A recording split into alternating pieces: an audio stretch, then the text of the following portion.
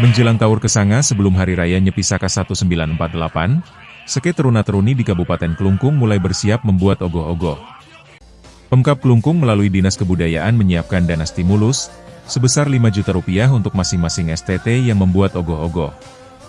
Namun hingga pertengahan Januari ini, jumlah STT yang mengajukan usulan masih sangat minim.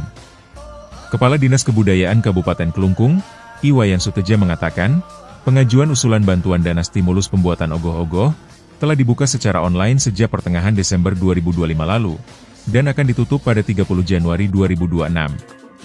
Namun hingga saat ini, baru 33 STT yang mengajukan usulan. Sri Wiyagnana, Denpos.